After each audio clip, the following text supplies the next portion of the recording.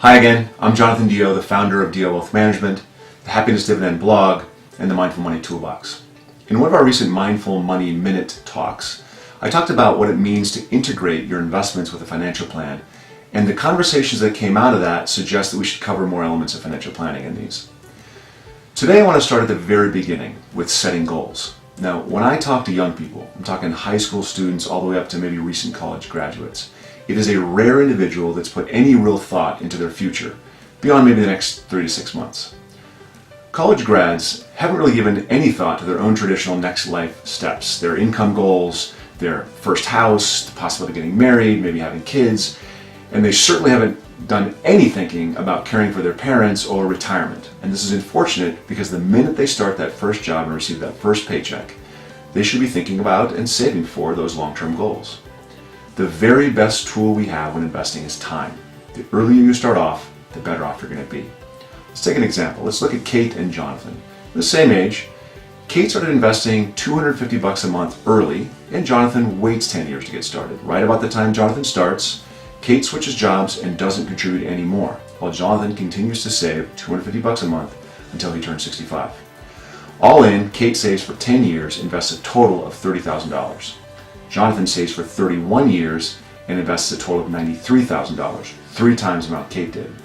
Let's look carefully at who ends up with more. Assuming an 8% average annual return, Kate ends up with over $500K, Jonathan ends up with just under $400K.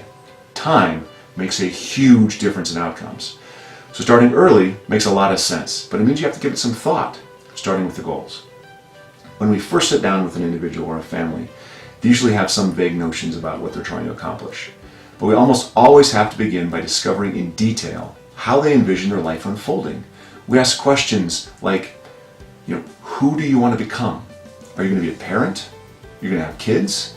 Will you be a traveler? Are you going to leave a legacy for those kids? What about generations further down the line? For most people, goals really fall within 6 categories: lifestyle spending plans, education for kids, grandkids, major purchase planning, new car, second home, caring for aging parents, and a lifestyle sustaining retirement income, and then maybe legacy. The first step in financial planning is to think about those categories, write down all the goals you might have, and then prioritize them. My dad always said, "Jonathan, you can have whatever you want in life as long as you're willing to give up some other things."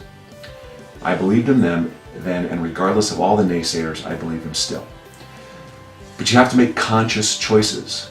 That is the essence of prioritizing and trading the things that are lower priority away for the things to give the higher priority items the most possibility.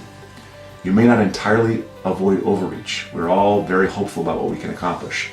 But you will avoid the biggest disappointments if you start by knowing what you want and what you're willing to give up.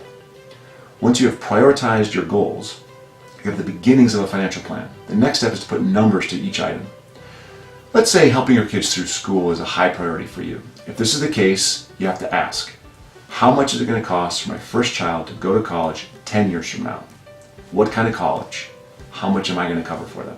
Then, how much do I need to set aside every month to be sure that I reach that goal 10 years from now? What about my second child? What about my retirement income? What about buying a house? As you go down the list of priorities, you begin to see how much you have to save for each one individually, and as you add them up, you have to learn whether or not you're going to have to make more trade-offs. To know how much you need to save, you need to know how much your future will cost. To know how much your future will cost, you need to know which things are important to you. There's a Chinese proverb that says, "The journey of 1,000 miles begins with a single step." If you haven't done any planning, start today asking yourself about what you want to see in your life and how you want to see it unfold. What is most important to you? And as always, keep dollar cost averaging to the great companies in the US and the world. Thanks for listening. I wish you way more than luck.